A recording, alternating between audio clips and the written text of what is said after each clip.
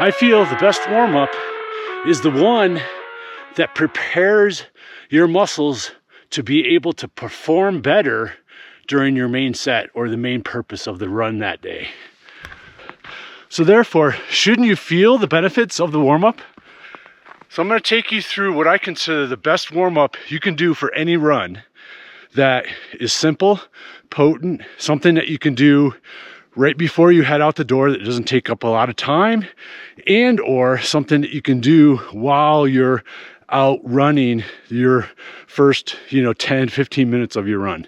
Today I did everything at home so I could do everything barefoot, and then I headed out the door.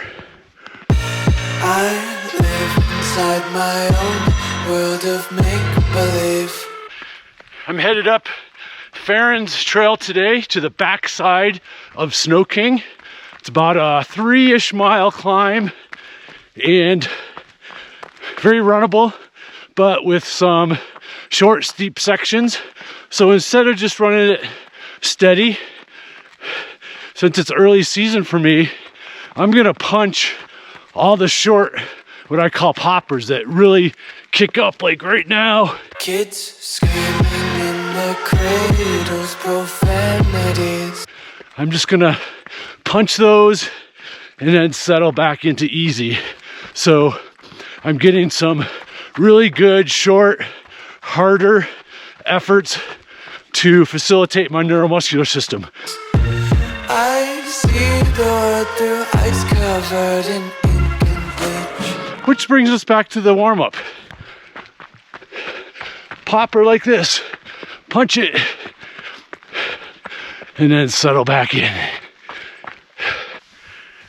And for all you watchers out there who commented about my severe sprain of my ankle a couple weeks ago, appreciate all the concerns and good well wishes.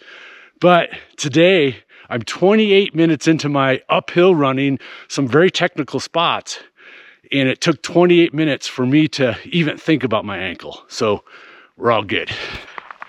And since this channel is for you guys, if you are interested in learning more about the protocol I use to really recover quickly from my sprained ankle, just give a thumbs up with a sprained ankle comment in the description below so I know there's enough people interested in a video dedicated to that. All right, here we go. The ones who heard my A little bit of snow. cries and watched me weep. It's gonna be interesting coming down. I love everything. Fire spreading all around my room.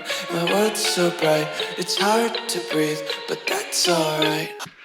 In yesterday's video, I mentioned about kind of dealing with what Mother Nature throws at you, where I took it a little easy up and then ran fast down. Today, I'm gonna do just the opposite. It's gonna be a little dicey coming down, probably a little icy. So I'm gonna do, like I mentioned, I'm gonna kind of really punch the steep sections and keep this kind of a steady effort in between the punches, and then take it super, super easy coming down, just focusing on my foot strike and my foot core. The first step in a proper warm-up is gonna surprise you. It's fueling.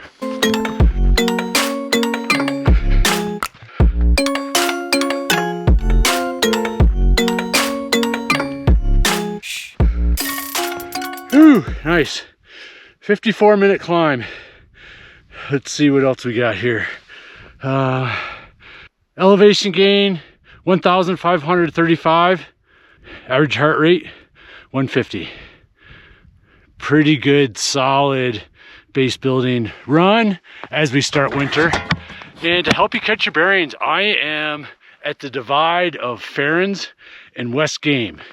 If I took this little trail here down here, I would hook into a lot of the trails you see me running from home. If I go this way, this takes me to the back side and around to the top of Snow King where I was yesterday. Today, I'm gonna head back down Ferens to make it a kind of semi-long run. Okay, the purpose of a really good warm-up is to acutely train the muscles to perform better during the purpose of the day, your main set, the reason why you're out running. And the first step is to really look at your fueling and ask yourself, what kind of run do I have today? What kind of workout do I have today? And what kind of fuel do I need for that? I'm out today for a moderately long run. It'll probably be a little over 2 hours when it's all said and done. And I pre-run, while I was doing my warm-up, I was sipping on a carbohydrate drink mix to get in some carbohydrates to kind of fuel the muscles, fuel the liver glycogen, and get me ready and prepared for my climb today. If you're going out for a nice easy run, hey, maybe the choice is you don't need much. You don't need anything, maybe a glass of water. Then again, always asking yourself, what's my run gonna be? If it's high intensity, hey, you need some really quick fuel. You need those carbohydrates. For your long run, do what you normally do. Before your long run, maybe start practicing what you might do race morning. It's a good time to start to practice that and experiment and find what works and what doesn't. But the key is to have the mindset. Step one in your warm-up is, what kind of fuel do I need for the specific workout of the day, the specific run of the day? Next step is, like I mentioned, we want to prepare the muscles to be able to perform at a high level during your run. So that's a neuromuscular process. We want to train the brain to send more signals to our muscles and throughout our body, so we're becoming more efficient. We're turning more muscle fibers on, and that's the key. It's like flipping the light switch on in the morning so you can see, or flipping the circuit board so everything works. The circuit is working, and that's the purpose of the workout in general. But where we want to start is with our foot core. So again, this foot core, kind of priming the circuit board, we want to do barefoot when at all possible. With the side lift, we want to use a balancing aid, such as poles, a friend, a wall, a chair, and we're positioning on our forefoot, heel slightly elevated, and lifting the other leg to the side. We are working the balancing leg, not the moving leg. Nice and controlled movement. With the knee lift, we want to use a balancing aid, such as the poles, a friend, a chair, a wall, and we're balancing on our forefoot, heel slightly elevated, and slowly and controllably lifting the knee up in front of us. Nice controlled movement. Again, we're working the stance leg or the balancing leg. The 100 major. Just get into a rhythm and lift your knees as high as you can. Comfortably keep them for your 100 ups.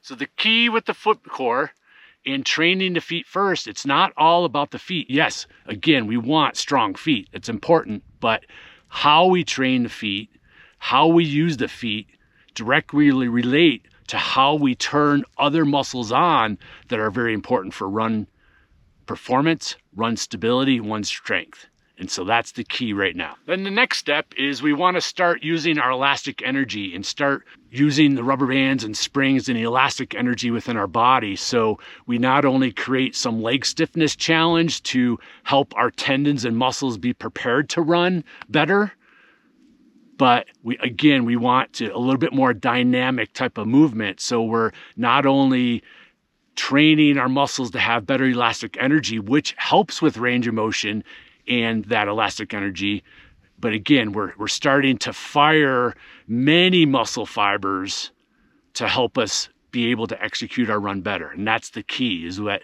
through this next segment, we're training the brain to send more signals to more muscle fibers, not just building bigger muscle fibers. And that's a huge distinction. We want to invite as many muscle fibers to the party as possible. That's what this next step does. And so again, you can do this at home barefoot, or throw the shoes on and do it while you're starting your run during your 10-15 minutes of easy running before you jump into your main set. The 2-leg pogo. We're jumping on both feet and trying to jump from our ankles with our legs as stiff as possible. Think of it as an ankle jump, where you're just trying to jump as best you can and as high as you can and as quick as you can from the ankle. Now we're going to the one leg pogo, which makes it just a little bit more challenging. Again, we're trying to create our jump from our ankle as quick as possible with good leg stiffness and letting everything come from the ankle and the foot and the arch. With sticky hops, we're hopping on one leg at a time. A nice controlled movement with good leg stiffness. You just want to hop forward and stick it and have a slight pause so you know you've gained your balance and stability without a whole lot of leg action. Keep your legs nice and stiff. Skipping for height. First, practice just your normal skipping so you can sequence your arms with your legs and relax a little bit. And then through time, get more explosive and get as high as possible with your skip, taking as many steps as you can. Extend your leg and be explosive and really get good at leg extension to get height. So try it out. Again, the key is to have the awareness to notice how good you feel while you're out running. And that's the purpose of a warm-up, right? Again, to prepare the muscles to be able to perform better. And you will feel the difference because this is neuromuscular. Again, training the brain to work the body better. And that's very potent in what you will feel. Remember, athleticism is awareness. Have the awareness to notice how good you feel. All right, so try it out. Over and out from Farron's West Game Divide, the start of winter here in Jackson Hole, Born to Run World. See you guys. It's cold, I sat too long. Now you gotta do another warm-up. Tension, devils hide behind redemption. Honesty is a one-way gate to hell. I wanna taste consumption, breathe faster to waste oxygen. Hear the children